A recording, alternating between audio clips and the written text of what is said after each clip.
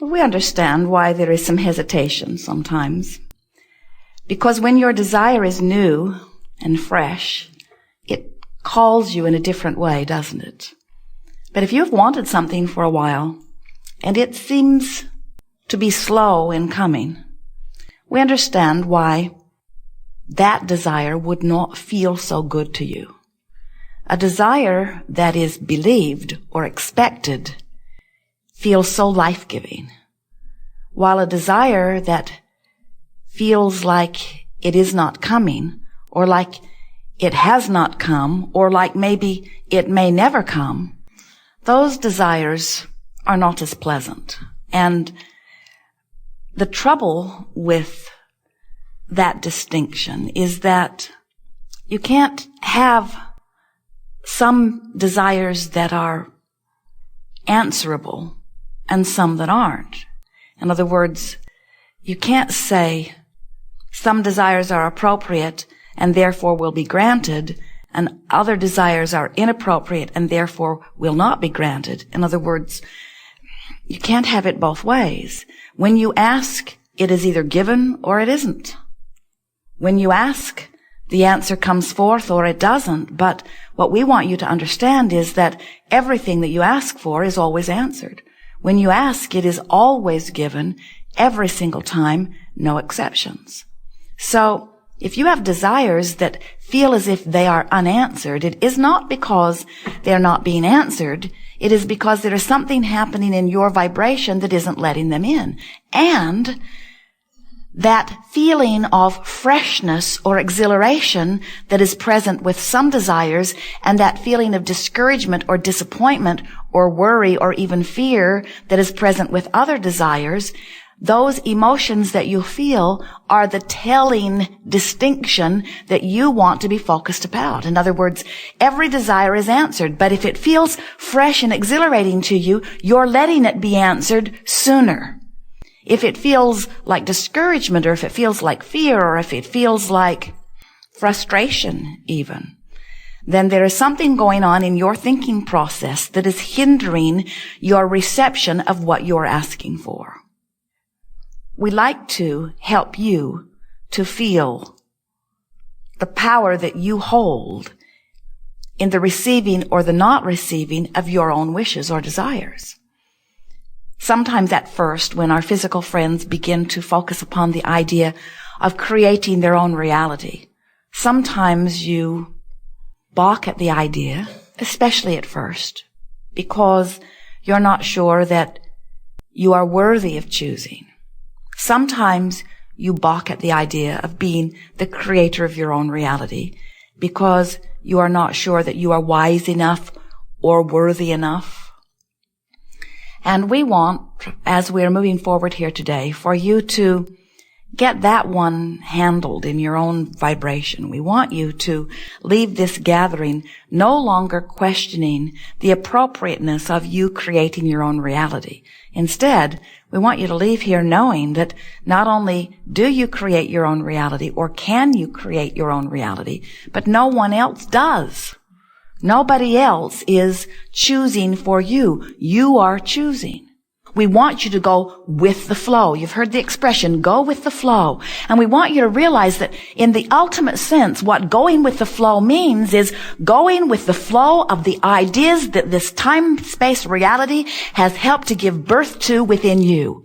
In other words, if this environment has inspired the idea within you, it is our promise to you that this environment can fulfill that desire completely. You could not want it if you could not have it or be it or do it. It's not possible. The idea that you have dreamed it means that it can be yours. In fact, we would like to say to you, it means that it must be yours. But you've got to get in sync with your own desire, which means you got to go with the flow of your desire, not against the flow of your desire. How do you know when you're in the flow of a desire? It feels wonderful. It feels like passion. It feels like enthusiasm. It feels like the next logical step. It feels like well-being. How do you know when you're not going with the flow? It feels like frustration. It feels like irritation. It feels like aggravation. It feels like fear. It feels like anger. It feels like suffocation. In other words, when you're not going with the flow of what? the flow of well-being. How do we know it's the flow of well-being? It's the only flow there is. There is only a stream of well-being. You can let it in or not. If someone presses a pillow to your face and you feel deprived or suffocated from the oxygen, do you say somebody has shut the valve off for the whole world? Do you say something has happened and the air that I breathe has been siphoned from the atmosphere and now we all will be suffocated? Or do you say something is going on with me personally that is keeping me from being in the flow of oxygen? There's no source of sickness. There's no source of poverty. There's no source of bad stuff. There's no source of that sickness or stuff you do not want. But there is you, without meaning to, achieving vibrational alignment with how things are instead of with how things are desired. In other words, if you look into some poverty-ridden region or into some shadow in your body that you call illness or into your checking account that seems to be without funds, and you pronounce, this is my current view of reality, what you're actually saying is, this is, of all the myriad of opportunity to focus that is provided for me here, this is what I'm choosing to give my undivided attention to, and therefore this is what I am choosing as my vibrational basis for now. And you can tell by the way you feel whether this choice is going with the flow of well-being or whether, for now, you've got a pillow over your face. So, we want, in the hours that are before us, to help you to realize that you are the creator of your own experience, which means you are the author of your vibration, which means you can control with much less awareness than you have perhaps formerly thought what your vibrational output is on every subject, which means you can control the manifestational input on every subject. In other words, you can control who you rendezvous with in traffic, who you rendezvous with in restaurants, who you rendezvous with in telephone calls. You can control the functioning of your body, the longevity of your body, the flexibility of your body, the clarity of your body. You can control the financial influx into your experience. You can control the people who will come to assist you. In other words, you, only you, are the creator of your own reality. And so we would like to help you to acknowledge, at least as a first step here today, that you want to be the creator of your own reality. Because until you acknowledge, yes, I want to do it, then everything that we will say here today will be sort of irrelevant to you. If you don't want to be the creator of your own reality, then we can't really help you here, but we encourage you to stay anyway because you are the creator of your own reality. So whether you know it or not, whether you want it to be that way or not, that is the way that it is. And it is ever so helpful to start relaxing and trusting yourself a little more and saying things such as, well, I am the creator of my own reality, and while I'm not very good yet at being the creator of my own reality, I like the idea at least that I'm the creator of my own reality, and I'm going to start paying attention to the way I feel so that I can start being more the deliberate creator of my own reality. We would like you to begin saying, it is important to me to be aware of how I feel because the way I feel is my indicator of what I'm doing vibrationally. Do you understand that? That your vibration is indicated to you through emotion.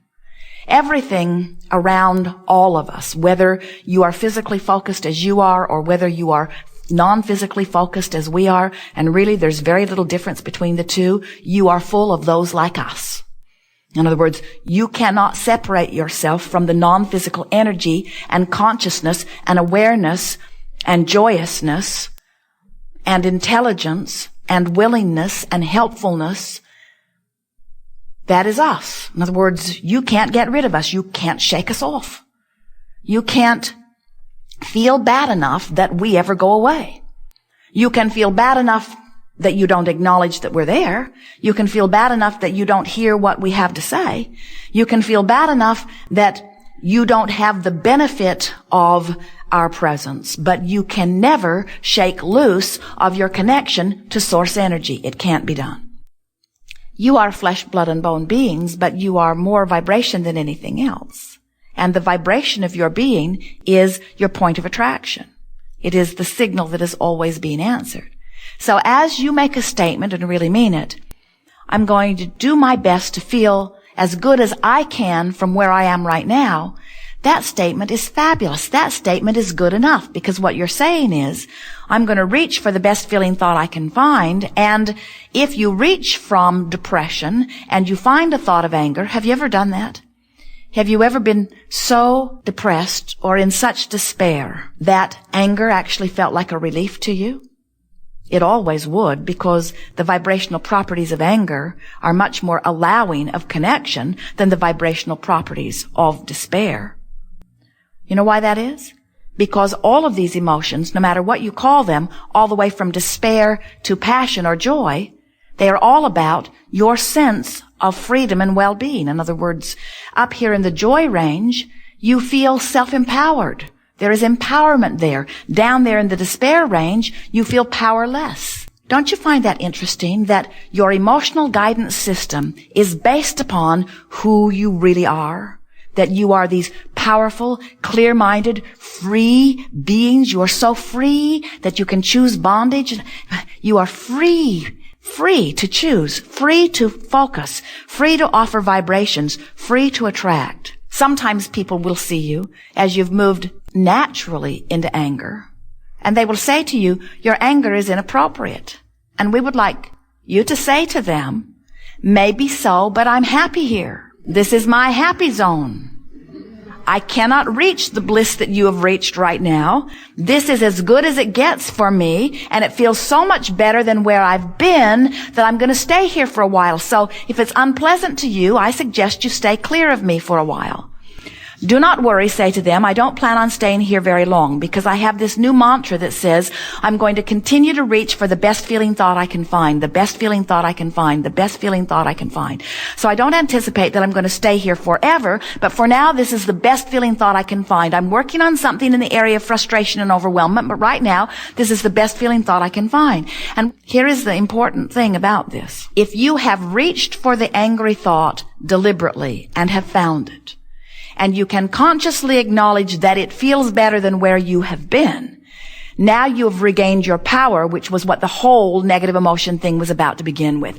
That's why once you make that first step into something where you have consciously acknowledged that you're back in control, you can move quickly up the emotional scale. But until you acknowledge that you've done it on purpose and that you have affected the change, then you feel powerless. Then it feels like karma did it to you. Then it feels like your powerful mother did it to you. Then it feels like the government did it to you, or the economy did it to you, or a past life did it to you. You are very creative in all of the ways you explain why things aren't going better. But you never feel good until you acknowledge that you have creative control. The key to this moving up the emotional scale, in fact, it's such a wonderful exercise that we call it moving up the emotional scale. The key to it is reaching for the feeling of relief.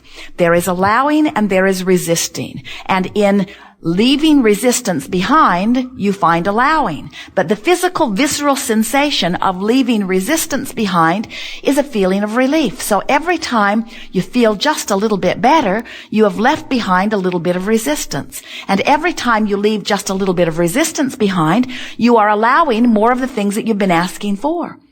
So all of those things that have been held in vibrational escrow for you, we're not kidding you. Every time you've been in a situation where contrast has caused you to offer a preference, even if you didn't know you were offering the preference, you didn't speak about it, or you didn't write it down, you didn't say, I have a goal. Every time contrast produced preference within you, it preceded you vibrationally. And non-physical energy, non-physical beings like Abraham, like your inner beings, non-physical beings focused upon the rocket that you launched and are imagining it coming to fruition for you. So there is a pre-paving energy vortex that extends out before you, and it is full of all of the things that you want.